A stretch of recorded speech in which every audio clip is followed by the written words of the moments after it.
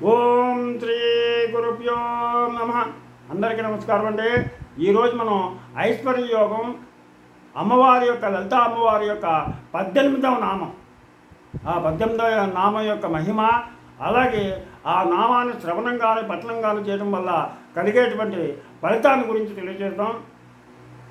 శ్రవణం చేద్దాం అందరం కూడా. ముందుగా గణేశ ప్రార్థన. శుక్లాంబరతరం విష్ణుం శశివర్ణం చతుర్భుజం ప్రసన్నవదనం ధ్యాయేత్ సర్వవిఘ్నోపశాంతయే. గురుబ్రహ్మా గురుర్విష్ణు గురుర్దేవో మహేశ్వరః గురు సాక్షాత్ పరబ్రహ్మ తస్మై శ్రీ గురవే నమః. ఓం ఐం హ్రీం శ్రీం శ్రీ మాత్రే నమః. ఓం ఐం హ్రీం శ్రీం శ్రీ మాత్రే నమః. ఓం ఐం హ్రీం శ్రీం శ్రీ మాత్రే నమః. హరి ఓం. ఈరోజు మనం ఐశ్వర్య యోగం లలిత అమ్మవారి యొక్క 18వ నామాన్ని మనం శ్రవణం చేద్దాం. ఓం వక్రలక్ష్మీ పరీవాహ చలన్నీలాబలోచనాయై నమః. ఓం వక్రలక్ష్మీ పరీవాహ చలన్నీలాబలోచనాయై నమః. ఓం వక్రలక్ష్మీ పరీవాహ చలన్నీలాబలోచనాయై నమః. ఓం ఐం హ్రీం శ్రీం ఓం వక్రలక్ష్మీ పరీవాహ చలన్నీలాబలోచనాయై నమః. ఓం ఐం హ్రీం శ్రీం ఓం వక్రలక్ష్మీ పరీవాహ చలన్నీలాభలోచనాయై నమః. ఇలాగా అమ్మవారి యొక్క 18వ నామం. ఉత్తమ స్త్రీల పళ్ళు చేపల వలె ఉంటాయి. ఉత్తమ స్త్రీల యొక్క పళ్ళు ఎలా ఉంటాయంటే చేపల్లా ఉంటాయి. అందుకే అటువంటి స్త్రీని మీనాక్షి అంటాము. చేపల్లా ఉన్నటువంటి పళ్ళు ఉంటాయి కాబట్టి వాళ్ళని మనం మీనాక్షి అంటాం. చేపలు నదీ ప్రవాహంలో కదులుతుంటే చూడడానికి చాలా ముచ్చటగా ఉంటుంది.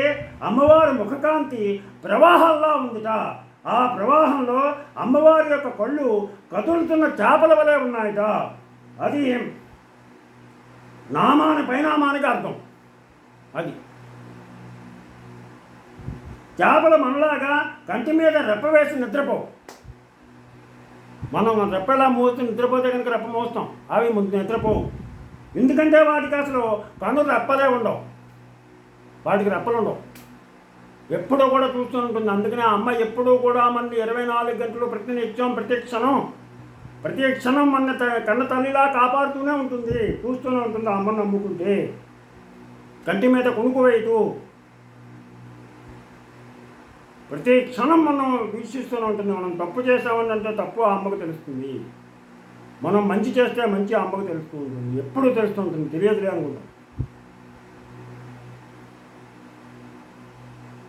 అంతరాత్మయందు అపరాధములు చేసి మంచివాని వలను మనుజుడుండు ఇతరులెరుగకున్న ఈశ్వరుడెరుగడా విశ్వదావిరామ వినురవేమా. లోపల మనం తప్పులు చేస్తుంటాం, ఎవరికి తెలియదులే అనుకుంటాం. కానీ ఆ జగన్మాతకి ఎప్పుడు కూడా నిత్యం మనని చూస్తూనే ఉంటుంది. ఆ అమ్మవారికి తెలియదా, ఆ ఈశ్వరుడికి తెలియదా, ఆ సర్వేశ్వరుడికి తెలియదా, ఆ విష్ణుమూర్తికి తెలియదా, ఆ అమ్మవారికి తెలియదా? అందుకని అంతరాత్మలో అయినా సరే ఎప్పుడైనా సరే మనం ఎప్పుడు కూడా మంచినే చేయాలి, మంచిని గురించే ఆలోచించాలి, చెడుని గురించి ఆలోచన చేయకూడదు. మనం చేసినట్లయితే అది ఆ అమ్మకి తెలుస్తుంది. అలాగే కనురెప్పలో రెప్పవేయక నిద్రపోయేటువంటి ఏకైక జీవి ఎవరు అంటే చేప. అమ్మ చేపల వంటి కళ్ళతో ఎందుకు దర్శనమిస్తోంది అని చెప్పేసి మనకు అనుమానం వస్తుంది. ఎందుకంటే మనందరినీ కూడా కంటి మీద రెప్పబాల్చకుండా నిరంతరం కనిపెట్టి రక్షించడానికే. అది గుర్తుపెట్టుకుంటే చాలు. అమ్మవారి అనుగ్రహం పొందిన వారికి మాట వరుస కూడా ప్రమాదం రాదు.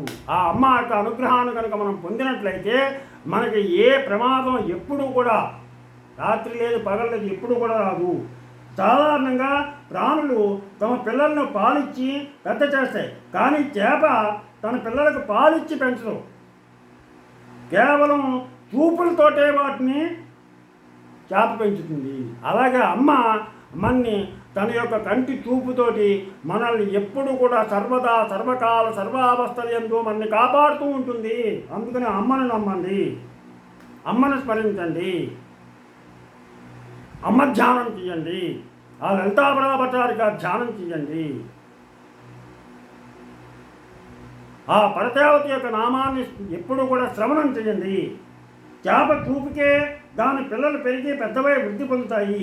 అలాగే అమ్మవారు తన చూపులతో తన సంతానమైనటువంటి మనల్ని అందరినీ కూడా పోషించి వృద్ధి చేస్తుంది. మనం అలా చేసినట్లయితే, ఆ అమ్మని కనుక మనం అలాగ ప్రార్థన చేసినట్లయితే, ఆ అమ్మ మనని కంటికి రెప్పలాగా కాపాడుతుంది. అది గుర్తుపెట్టుకోండి. ఆ తల్లి కటాక్షం పొందడానికి మనకి ఈ మంత్రం ఒక పాశుపతాస్త్రం కింద పనిచేస్తుంది. అందుకని ఈ మంత్రాన్ని తప్పనిసరిగా అందరూ కూడా పఠించండి. ఈ మంత్రాన్ని పఠించడం వల్ల అనారోగ్యంతో ఉన్నటువంటి చిన్నపిల్లలు, అలాగే సరిగ్గా పనిచేయలేకపోతున్నటువంటి వాళ్ళు, అలాగే శరీర అభివృద్ధి లేకపోయినటువంటి వాళ్ళు, అలాగే పిల్లలు ఎప్పుడూ నీరసంగా ఉంటూ చురుగ్గా లేకుండా ఉన్నటువంటి వాళ్ళు, అలాగే కొంచెం సేపు చదివేటప్పటికీ అలసట వచ్చేస్తున్నటువంటి వాళ్ళు, ఓం వక్రలక్ష్మీ పరీవాహ చలం నీలాపలోచనాయై నమః ఇలాగ అమ్మ నామాన్ని పఠించితే వాళ్ళకి ఆ బాధల నుంచి విముక్తిని పొందుతారు.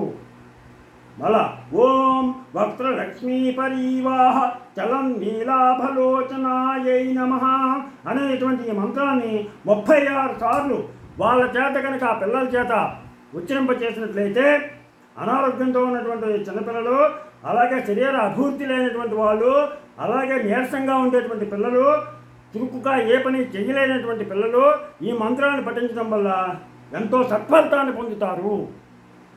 ఎంతో వాళ్ళ చేత ఉచ్చరింపచేస్తే వెంటనే తక్షణం వాళ్ళు బాధ నుంచి విముక్తి పొంది చక్కగా ఆరోగ్యవంతులుగా ఉంటారు. పిల్లలు ఆరోగ్య విద్యాభివృద్ధిని పొందుతారు.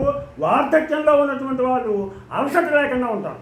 వార్ధక్యంలో ఉన్నటువంటి ముసలి వాళ్ళు శ్రవణం చేయడం వల్ల కానీ పఠనం చేయడం వల్ల కానీ అలసట లేకుండా ఆరోగ్యవంతంగా ఉంటారు. అలాగే అనారోగ్యంతో ఉంటారు కొంతమంది వార్ధక్యంలో. అటువంటి వాళ్ళు ఈ మంత్రాన్ని శ్రవణం చేసినట్లయితే, కనీసం శ్రవణం చేసినట్లయితే ఆరోగ్యవంతులుగా మారుతారు. వీలున్నప్పుడల్లా ఈ మంత్రాన్ని జపిస్తే అనారోగ్యాల నుంచి బయటపడతారు, చక్కగా నిద్రపోతారు, చురుకుతనం ఎక్కువగా ఉంటుంది. అలాగే రోజు 108 సార్లు ఈ మంత్రాన్ని 41 రోజులు కనుక జపించినట్లయితే మంచి ఫలితాన్ని పొందుతారు. జపించలేనటువంటి శక్తి లేనటువంటి శక్తిహీనులు, ముసలివాళ్ళు, వృద్ధులు, బాగా చంటిపిల్లలు శ్రవణం చేసేట్టుగా చేయండి. చేసినట్లయితే ఆ అమ్మ కరుణా కటాక్ష వీక్షణాలు మన అందరికీ లభిస్తాయి. ఆ అమ్మ మనల్ని కంటికి రెప్పలా చల్లగా కాపాడుతుంది అని చెప్పేసి మీకు నా ఛానల్ కనుక నచ్చినట్లయితే సబ్స్క్రైబ్ చేయండి, అలాగే లైక్ చేయమని కోరుతూ మీరు ఆపాదన ప్రభావం.